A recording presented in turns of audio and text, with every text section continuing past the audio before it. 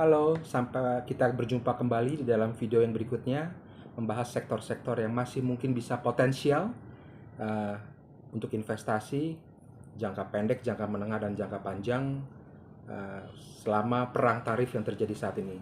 Sebelum saya mulai, saya juga mau memberikan disclaimer bahwa yang saya memberikan ini adalah fakta, tapi ketika nanti kalian akan melakukan investasi, baik di sektor real, saham, dan lain-lainnya, kalian juga harus berkonsultasi dengan para ahlinya dari perusahaan yang bergerak di bidang sektor-sektor tersebut. Baik, jadi Amerika Serikat itu sudah mendapatkan investor, dan Presiden Donald Trump itu sudah mendapatkan investasi kurang lebih 1 triliun dollars dari Jepang untuk sektor oil and gas, di mana nantinya Alaska akan menjadi pusat distribusi oil and gas ke Asia.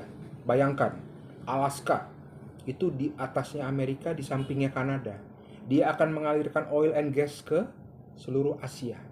Jadi, Jepang sudah komit untuk investasi 1 triliun dollars untuk sektor tersebut, mungkin dalam pipeline.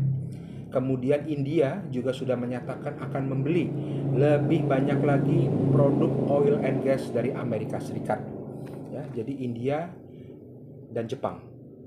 Kalau para penonton bertanya, loh, India kan itu anggota BRICS, kenapa dia mau ke Amerika? Nah, itu yang saya katakan, ya. Bahkan salah satu pendiri anggota BRICS, Brazil, Russia, India, China, South Africa, India adalah one of the biggest economy in South Asia and Asia, itu juga sudah mau investasi dan beli barang dari Amerika Serikat dalam bentuk produk oil dan gas. Kemudian sektor-sektor apalagi yang sepertinya akan booming, itu adalah real estate, construction, artificial intelligence, information communication technology. Elon Musk akan menjadi chief AI di Amerika. Dia akan mengimplementasikan AI di kementerian, lembaga, di tingkat pusat maupun juga tingkat daerah. Jadi ada federal level, ada juga di municipal and city level, ya. Bitcoin, kripto juga akan semakin berkembang. Bahkan Donald Trump juga mengatakan bahwa Amerika akan menjadi crypto capital of the world. Bahkan mungkin Miami, tempat kediaman beliau, dekat Mar-a-Lago, itu akan menjadi crypto capital of the world, ya. Beliau juga menyampaikan beberapa pesan, ya, bahwa mengenai green energy, ya, green sector, green environment, beliau tidak terlalu berminat. Itu adalah scam. Kata-katanya adalah scam dari pemerintahan Joe Biden. Jadi yang namanya renewable energy dan lain sebagainya, sepertinya Amerika tidak akan mengembangkan lagi. Bahkan Donald Trump juga menyatakan bahwa Amerika memiliki simpanan oil and gas terbesar di dunia. Batu baranya juga sangat besar. Jadi energi lama akan dinaikkan lagi. Energi terbarukan tidak akan berjalan lagi di Amerika. Kemudian SoftBank tadi sudah disampaikan, selain dari Jepang, SoftBank juga akan investasi 100 sampai 200 miliar dolar bersama Oracle dan OpenAI. Tentunya nanti Mr. Elon Musk akan menjadi sangat sibuk ngurusin AI di Amerika, ya. Ternyata SoftBank ini masih punya uang loh. Karena saya dulu nanya dan dengar dari beberapa pengusaha investor Indonesia, katanya SoftBank udah nggak punya uang untuk Indonesia. Ternyata masih punya uang. Uangnya masih banyak. Dan dia hanya mau berikan kepada Amerika, atau mungkin dia dipaksa sama Amerika. Jadi sama Indonesia mungkin dia sudah tidak terlalu ada minat, ya. Baik. Kemudian selanjutnya adalah saya mau menyampaikan beberapa kata-kata kunci yang bisa disampaikan nanti oleh tim negosiasi dari pemerintah Indonesia. Baiknya kata-kata kunci ini dirangkai, dipaketkan sedemikian rupa menjadi sebuah surat dan juga kata-kata yang manis ketika nanti kita berjumpa dengan apakah USTR, apakah Menlu, apakah Senat atau Kongres siapapun, Kata-kata ini bisa dirangkai menjadi kalimat yang luar biasa dan bisa meluluhkan mudah-mudahan ya pemerintah Amerika Serikat dan Presiden Donald Trump. Baik. Saya akan bacakan perlahan-lahan dalam bahasa Inggris dan mudah-mudahan nanti bisa dari tim negosiasi pemerintah Indonesia merangkainya dengan baik.